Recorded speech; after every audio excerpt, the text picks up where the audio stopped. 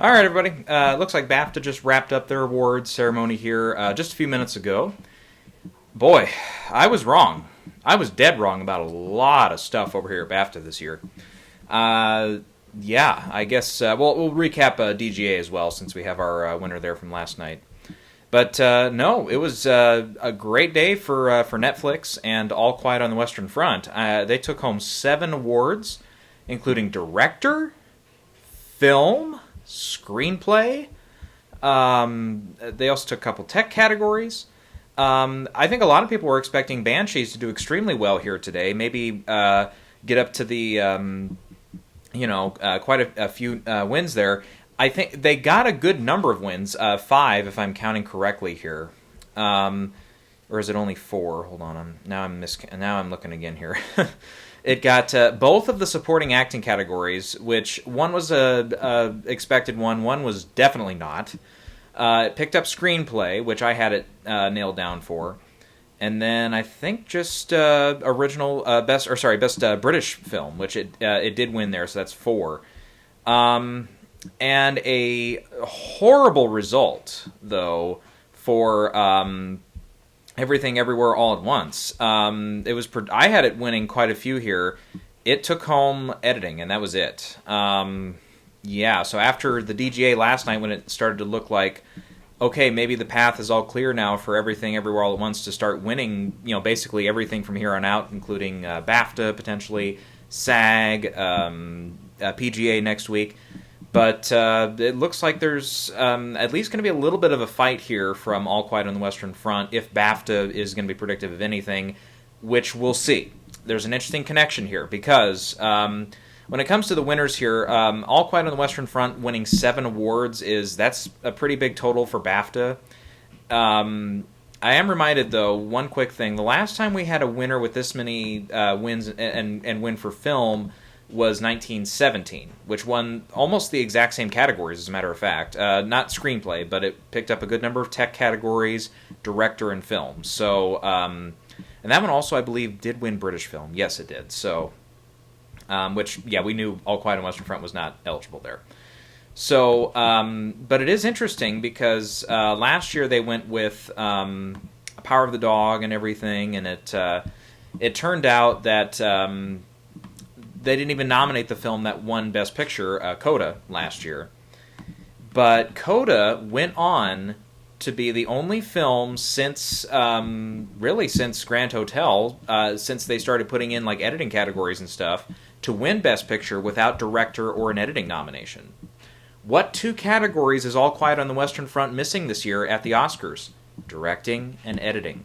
Very surprising, especially for a war film, to miss both those categories at the Oscars there. Especially, I mean, look, I just look back to even a film that we didn't think was quite in the Oscar hunt to win, a film like Hacksaw Ridge a few years ago, but that made both categories and actually won for film editing. So, yeah, this is weird. This is if it does pull through and become a Best Picture winner, that's going to be weird because it's also not up for a DGA, PGA, or SAG. Absolutely nothing from the other guilds. And I'm going to have to look again here. I don't think it's even up at DGA, where it might not have, or a WGA rather, which I don't think it qualified for. But I'm going to triple check that here because I didn't see it initially. Yeah. So pretty much a film that got ignored by all the guilds, somehow winning Best Picture on top of not having editing and directing, and also being a streaming film, which we did have our first streaming winner last year as well from Coda. But wow, that would be something. That would be absolutely something. At least Coda had the backing of like a PGA rather, where it won, SAG, where it won. I believe both of its nominations at SAG, and then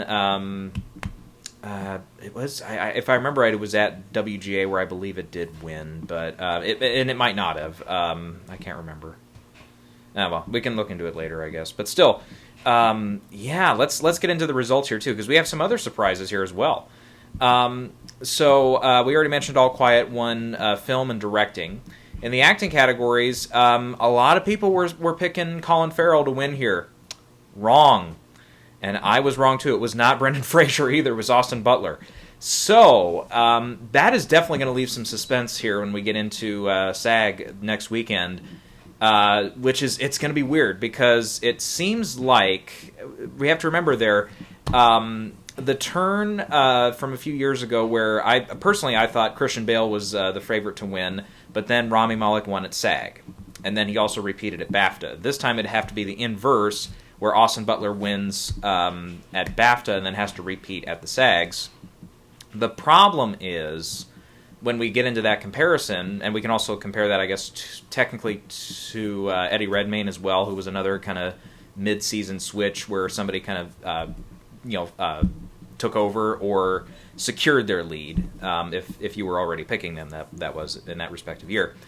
The difference is both Theory of Everything and Bohemian Rhapsody were up for ensemble, which Elvis is not, and The Whale also is not. Colin Farrell is, though, for Banshees, and it may turn out that Banshees may win for ensemble and not win an individual acting award. We're going to have to see. So yeah, we might talk more about that one later. Cate Blanchett won for Tar. That was, generally speaking, the biggest lock of the day for the acting categories, so that is not a surprise. Barry Keoghan was our very surprise winner here in supporting actor. And this is because we all want to say, like, almost every year we want to pick, like, a favorite from, like, the UK to win a respective acting category. And I think last year, I'm going to look again here, Joanna Scanlon technically counted last year. Anthony Hopkins counted in 2020. Let's see here. Then we have to go back to, I think, 2018 or 2017, the last time we had. Olivia Colman, you can count in that as well. She ended up repeating at the Oscars, of course. But sometimes, yeah. And the bet this year was if they were going to go with a hometown favorite, it was going to be Colin Farrell in Best Actor. But no, they go with Barry Keoghan. So that leaves, unfortunately, now Ke Kwan cannot have the perfect sweep. Which, I mean, in all honesty, it's not the biggest deal, but I would have loved to have seen it myself, but anyhow. Supposedly there was a little bit of a problem. Troy Kotzer, supposedly, when he was presenting Best Supporting Actress, somehow Carey Mulligan was, I don't know if he signed that or if the announcer said it was Carey Mulligan. I haven't been able to track down the video quite yet. But evidently, Carey Mulligan was at one point declared the winner or signed as the winner if it was Troy doing the sign language. But it was Carrie Condon that won there, which I had her picked. Nothing, and I don't know about now. Angela Bassett, though, again, won't have a perfect season either. But at this rate, I don't know. Carrie is good in her film. I personally I would pick her over Angela Bassett, but I just don't know if she's a known enough commodity to win this, because she's not in. And the other thing too, I don't think you have to be an absolute known commodity. I'm remembering like last year when Ariana DeBose won everything in supporting actress, or it wasn't a total sweep again, but when 12 Years a Slave. Jeez Louise, she does a lot of stuff now. The co-star in Black Panther, for Christ's sakes. Lupita, when Lupita was winning a lot of stuff, it was kind of like a moment had arrived kind of thing, where it's like you knew that they were going to have a career after. You knew that everything was kind of on the uptick there. This doesn't feel like a known thing. This feels more like a Rachel Weisz winning here, and then we go on to see like Regina King win at the Oscars for Beale Street over Rachel Weisz. It feels more like that. So I don't think I'm gonna switch over to Carrie going forward here. I did have one of the screenplays, right? Original screenplay going to Banshees. Adapted did go to All Quiet on the Western Front, which I guess at that point, yep, they were going to give it a couple things anyways. The casting award went to Elvis. Elvis ended up, I think, with 3 wins. I'm going to make sure I'm counting that right. It won for actor, it won for casting, and it also won for makeup. And costume design as well. Okay, I was going to say 3, but I was like, that sounds low. So that ended up getting 4 wins. So that tied with Banshees for second most wins here at BAFTA today. Yeah, I don't know. I guess Everything Everywhere All at Once, it's weird. They like to give it nominations, but they really struggled to find a place to award it. Let's see. We can get into some of the feature categories here. Best British film, I think we already named. That was Banshees, which, yeah, even if it wasn't going to win for Best Film, I was like, Best British Film, it almost for sure has. We'll go to animated feature next. That's Pinocchio. Absolutely no surprise there. Documentary was not All the Beauty and the Bloodshed or Fire of Love. It was Naval Knee, which, that's not one I had picked out. Film not in an English language was All Quiet, which was, that's not a surprise at all. We knew, even if that one had struggled today, we knew that was one it was not going to lose. In the tech categories, we have All Quiet on the Western Front winning for cinematography, which without Top Gun in the Oscar race, and without something like Elvis that could have capitalized here with a win, we'll have to see where the Cinematographers Guild goes as well. I have to remind myself, I don't think All Quiet was nominated there for the ASC. I don't think so. I'm going to pull up the list here one more time just to make sure, but if I can find it. There it is. Nope, they had Top Gun, they had Elvis, Empire of Light, Batman, and Bardo. So it's the Guild here. If they can't predict All Quiet on the Western Front, they can't go with that, to secure it. But at this point, I'm starting to think that it's probably going to be All Quiet at the Western Front at the Oscars as well for cinematography.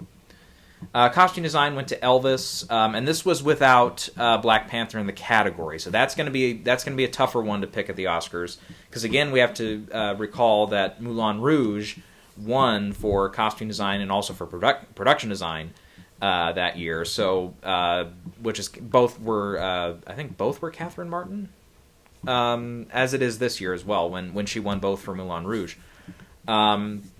Who's actually the spouse of Baz Luhrmann. So interesting, how history could repeat itself there. But again, we do have Ruthie Carter and we have Black Panther, and it seems again like the winds are kind of shifting in that direction. It's all going to depend on how obvious that is to the voters, though. Like how many of them are aware of that versus, hey, just pick out the best costumes. So we'll see. In the editing category, this was the only spot where they could award Everything Everywhere All at Once, which is, I'm still not sure that one's going to win at the Oscars, because, it did win at Critics' Choice as well, but I think when the voters actually look at this, I'm genuinely surprised that Top Gun is not just sweeping every fucking thing this year for editing, because it's definitely the most edited film. So traditionally you go with, the most editing in a category like this. So you think of Whiplash, you think of Girl with the Dragon Tattoo, you can think of maybe even Hacksaw Ridge as an example. It's just, the most editing usually wins that. So I'm surprised they're not going with Top Gun so far here. And it's not going to help us when we get to Ace Eddie, because Everything Everywhere All at Once is in the comedy category and Top Gun is in the drama category. So if either one wins there, or if they both win, it's not going to help us, narrow down who the winner is. So, that's going to be a toss-up going up to it. And again, I'm just thinking too, when we get to the Oscars, with so much love around this movie, around Top Gun, I think they have to give it something, or multiple things. So I'm thinking at the end of the day, I'm going to stick with Top Gun on this. Makeup and hairstyling went to Elvis. The Whale generally was shut out here, but and I don't know. This felt like one where it's like, okay, I wasn't 100% sure on this. It was probably going to come down to All Quiet, The Whale, and Elvis, but Elvis's win here. It is nominated also at the Oscars, and I believe Elvis also had a major win at the Makeup Guild the other day, so it's in contention for sure. Score went to All Quiet on the Western Front, and that's over Justin Hurwitz for Babylon, who some were thinking maybe was in kind of a sweep mode at that point. But so it's going to, Hurwitz is going to have to fight off also John Williams when we get to the Oscars there as well. And we'll see if All Quiet can stick around. Production design did go to Babylon, so it's interesting. That's one category that Babylon has been doing okay, and it won at Critics' Choice as well. And it's also nominated at the Oscars in this category, so that, I think, genuinely will come down to Babylon or Elvis in that category. Jeez, I don't know. I mean, I'm gonna have to look again at the production design category at the Oscars to see like how many times do they go with a movie that's not up for Best Picture, where the sets are that good. It's like where it's like no matter how the quality of the film is. I'm particularly thinking of the quality here. Like where that was enough to win it, even if because usually they'll go with like a Best Picture nominee here.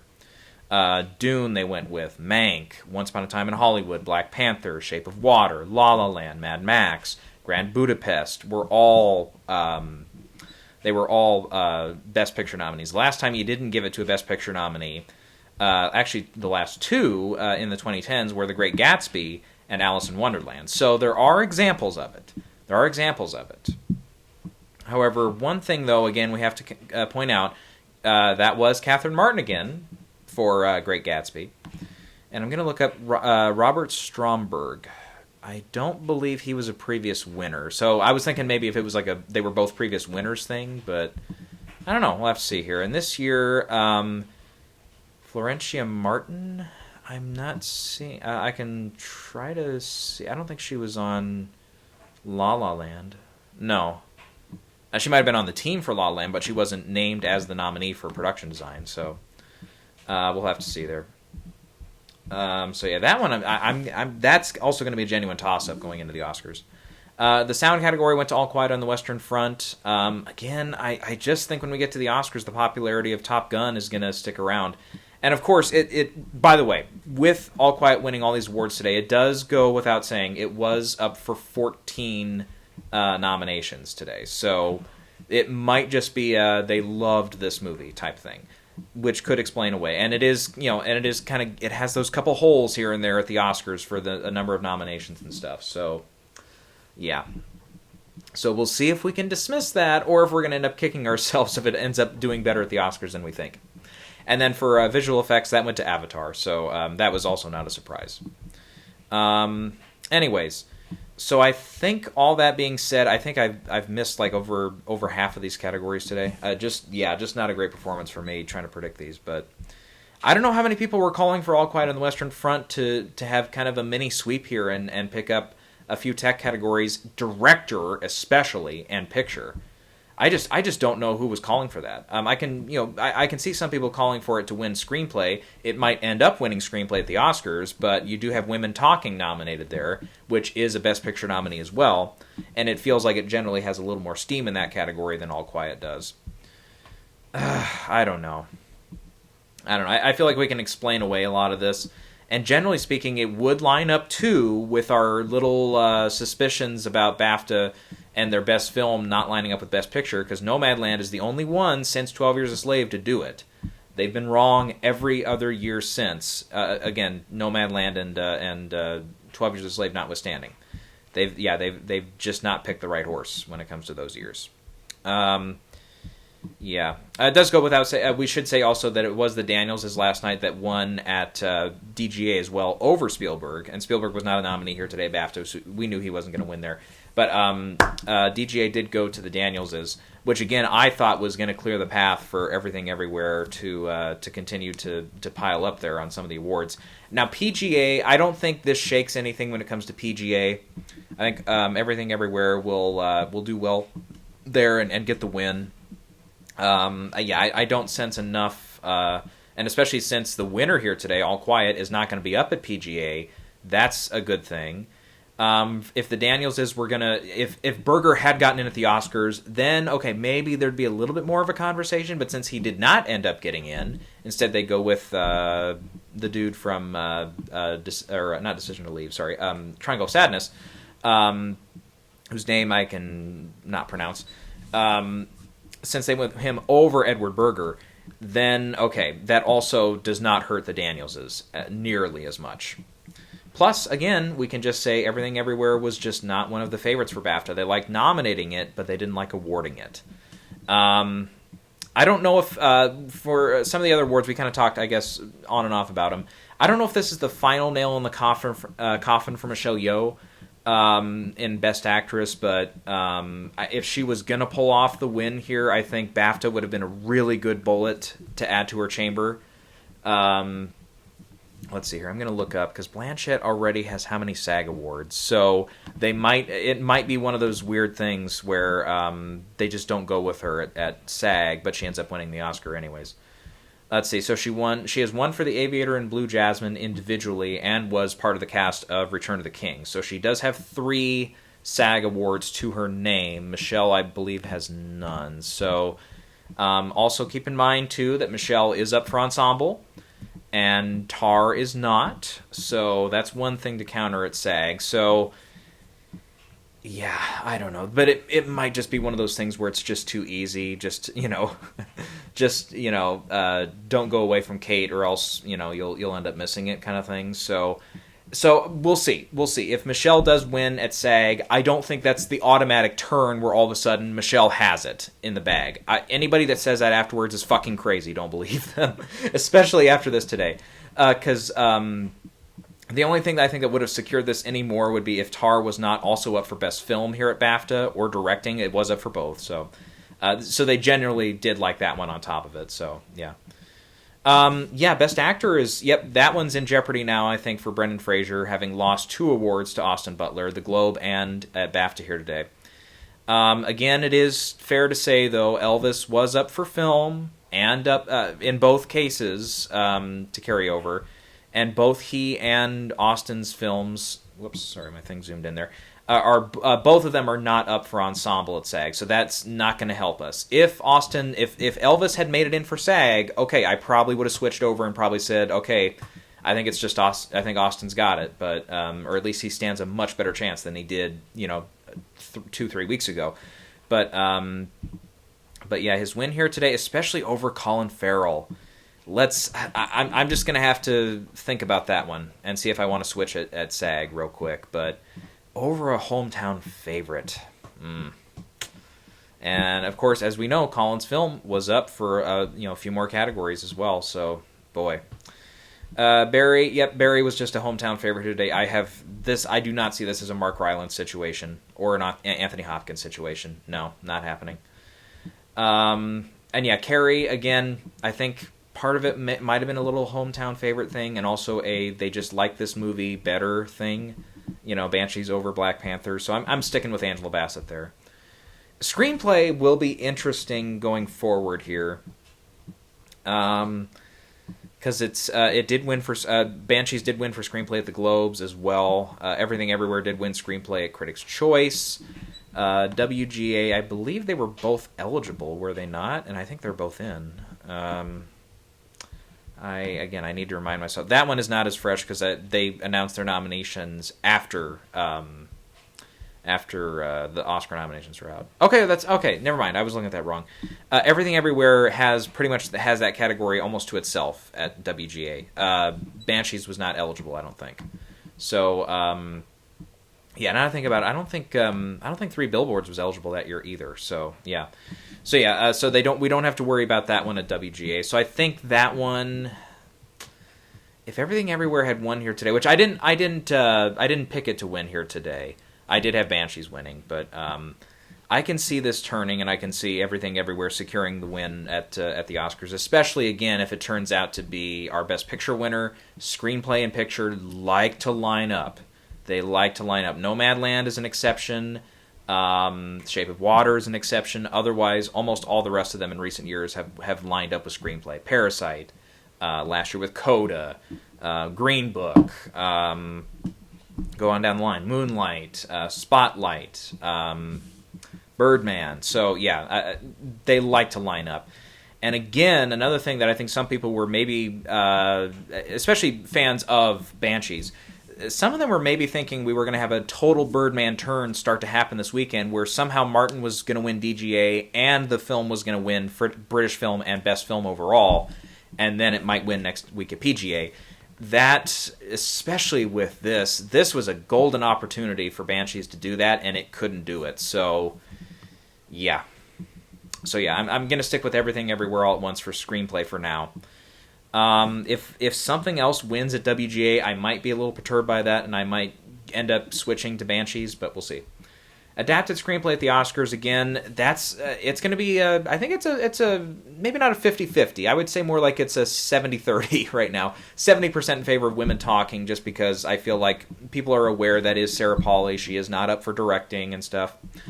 Edward Berger, though, does have the same argument. He was somebody, maybe even more so than Sarah at the end, that we thought was going to get in for directing. Ended up missing, so this might be one of the only chances to award him here at the Oscars, and I don't believe he's a producer on All Quiet, if that one happened to repeat and win Best Picture, which I don't think it will. So you got the same argument there, but I think Women Talking, I think, does have a little bit more, generally speaking, popularity in that specific category, a little bit more rooting factor in that category for certain voters, so I think that's how that one's going to go. Other than documentary, the other two feature categories we think we have nailed down with Pinocchio and All Quiet. Yeah, I would say probably stick with All the Beauty and the Bloodshed. I don't see Naval Knee repeating.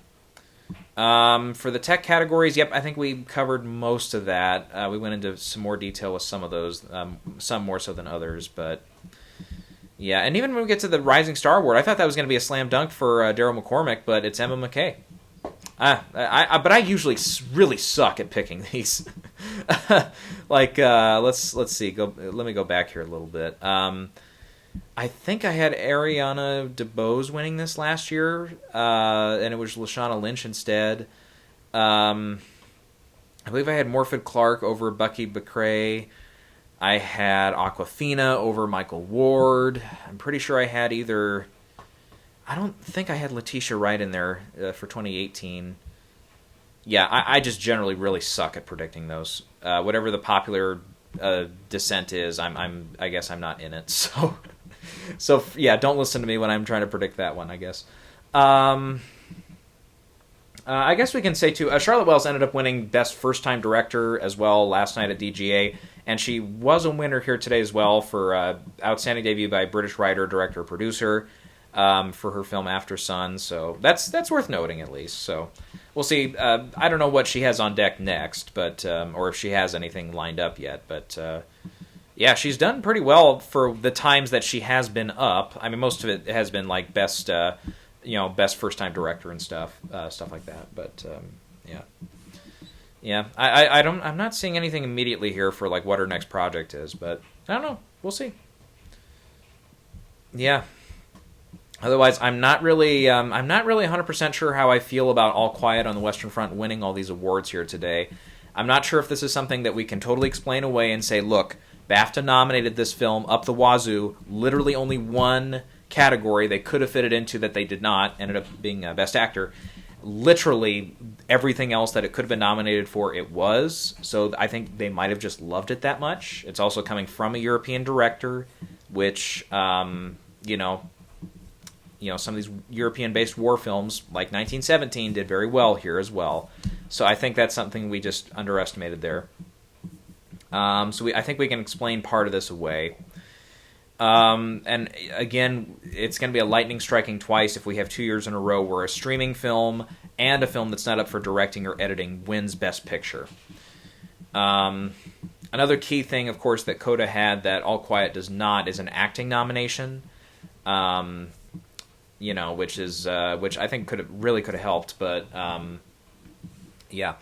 And one other thing, too, Sian Heder, I don't know too many people that ended up putting her in for Best Director last year for Coda. That Coda turn, it didn't manifest until, I would say, a good couple, 2-3 weeks after the Oscar nominations were out.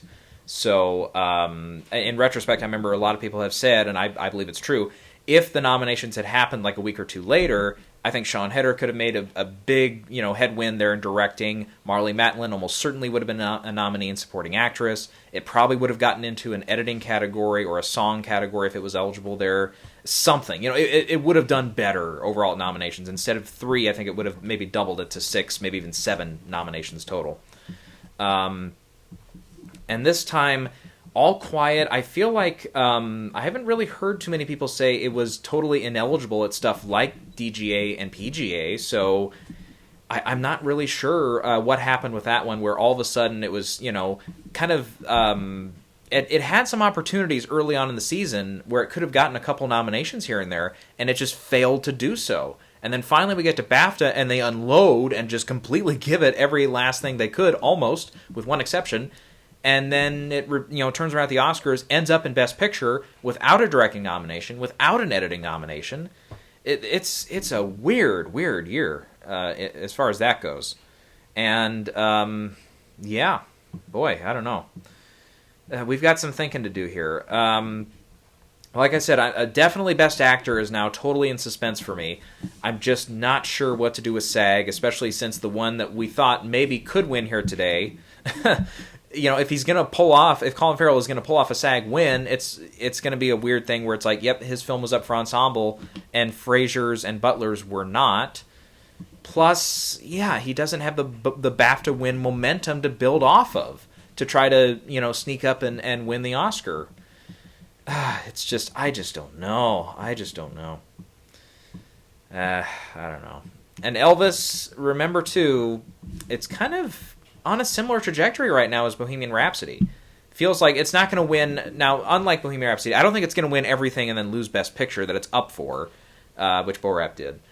But Bo-Rap, had the film nomination, missed director, which we all knew was happening that year. But Baz Luhrmann, it's like, they just can't get him in for directing, it seems. It has the acting nomination. It actually does have a screenplay nomination at the Oscar. Or sorry, it's not does not have. I'm sorry, I blew that one. Sorry, they're both missing screenplay, I should say. That's where I was going, but no. And both did fairly well in the tech categories as far as nominations. Now, obviously, 5 versus what was it, 8, 7? How many did Elvis end up with? Top of my head, I can't remember. Or was it 8? I'm counting 8 now. Picture, actor, sound, production design, cinematography, makeup, costume design, editing. Okay, yeah, so 8 nominations. So yeah, ending up with 8 nominations versus Bo-Rap's 5, as I recall it was 5. So yeah, it's interesting how the two kind of parallel in that way, isn't it? And we ended up getting an acting win for Bo-Rap. We might end up getting one for Elvis too. I don't know. This is weird. And yeah, I just don't know about like Babylon maybe coming through to win production design. I mean, it would be the first since Great Gatsby to not be a Best Picture nominee and win that award. Not sure what to do with the score category. I don't know what's happening with Top Gun in that editing category. Again, I thought that would have been a slam dunk through the season, but it's not. And especially if it ends up being Everything Everywhere for film at the Oscars and stuff, and ends up winning like picture, director, and at least one acting race and screenplay, does it pick up editing along for the ride and be the first Best Picture winner since The Artist to win 5 or more? Yeah. And again, I'm just not... I can see a 5 tops for Everything Everywhere, but I don't... Like some people say 6 or 7 out of its 11. I don't think so. I just don't think so. It's crossing itself out in supporting actress, I believe. I'm not a firm believer at all in Michelle Yeoh. Even if she wins at SAG next week, I'm not sure if I'm going to jump on that train if she does. Q Kwan, I think, is in great shape. I think even despite his loss here today to a hometown favorite, I do not see this being a Mark Rylance situation. And remember, too, with that one, that was one where Creed was not up for Best Picture. Everything Everywhere All at Once is up for Best Picture, so that is also a thing there. And you can also argue that for Chadwick Boseman, his film was not up for Best Picture. Anthony Hopkins in The Father was. So, yeah, and we can also say that for Glenn Close as well, for when she lost to Olivia Colman and ended up losing the Oscar as well. The favorite was a Best Picture nominee. So, yeah. Anyways, yeah. So just one other quick thing, because I've been thinking about it too. It's like, okay, Banshees, it's got all the nominations there, but where is the obvious place to award at the Oscars? And the answer is, despite its wins here today, I don't think there is one. Because, I'm not a firm believer in Carrie Condon winning this. I think Angela Bassett will take over. After the win at SAG, she'll solidify. Barry Keoghan, I'm sorry, not happening at the Oscars. Screenplay, unless they're going to go with with Everything Everywhere, losing that category and still winning Best Picture, which again would be the first time, technically since Nomadland, so it wasn't as long ago. But the problem was Nomadland with that one, it was like the father kind of seemed like the perfect storm with that one, where it's like it felt like it had enough nominations through the season, and Nomadland, it was like we never thought it was like a super secure spot for that film to win. Everything Everywhere, I think, since the start of the season has felt like the projected front runner. It's only been since Banshees has started winning a couple of these that we've begun to question that a little bit. And it is the most original film in the category, I believe, at least. So, yeah, I don't think it's going to settle for Screenplay. So there is no obvious place to award Banshees, I don't think, at this point. Even with its wins here today. The only thing, again, I can see happening in a really weird scenario, maybe, and again, today would have been a nice turning point for it to start capitalizing that, kind of like, again, like a King's Speech versus Social Network type scenario. What would have happened if Banshees had won here today and then won SAG? That would have been more interesting, I think. Yeah, then I think we would have had a genuine argument that, okay, maybe it's going to stick around. Because we knew it was unlikely to win last night for DGA. PGA would then also be a deciding factor. If Banshees had come back next weekend and won PGA and SAG and won at Bafta, okay, then I can definitely understand the momentum swing there. Then I can see it taking over for film. Maybe even Colin Farrell having a better run for it at Best Actor. Screenplay would feel more secure for Martin McDonagh to win that one. Then it's got the same 3 wins that Coda had: an acting win, screenplay, and film. I don't know. I don't think it would have gotten much more wins than that otherwise. I wouldn't start throwing that out. But yeah. But that's not the scenario we're in. So yeah. So yeah, I think just overall for picture though, yeah, I'm going to stick with Everything Everywhere for now. Directing, I'm also going to stick with them winning. So yeah. All right. Would have been nice if some of these had just gone to plan, but it's okay. It's good to have a few mix-ups here and there and make us think. It's kind of the double-edged sword. It's like, okay, you can have a race like last year where it's great, where only we have like one upset all night in what was it, animated short rather, where it's like the Wiper film over whatever the favorite was, but literally every other category I nailed. So it's like, okay, that's great. It's great to get that right. But as far as bragging rights and stuff and getting some of those upset calls correct, it's not an exciting night for that. So on the inverse of that, it's like, okay, would you rather have that, or would you rather have a race going into it where you just don't have as much secureness on what's going to win which categories? It's a double-edged sword. It's like, which would you rather have? And I'm like, I don't know. Right now, just based off of what happened last year and the way that everything kind of seemed to settle, I don't know. I think I'm ready for a little bit of different this year. I think I'm ready for this one to be a little bit more competitive, to see some surprises come Oscar night, some surprise winners like we had today. I think I'm ready for that. Does that mean I'm going to start predicting them? Hell no. Not yet. Not yet. I'll give it some time, and I'll see what sticks with me here today for what could repeat BAFTA to Oscars and so on and so forth, and we'll see what SAG has to do next weekend too. So. All right, I'll probably be back later on this week. Again, I really have to stew over that Best Actor category now, especially, and see what I want to do there for SAG. But we'll have some updated predictions when we get to that. That'll be later this week.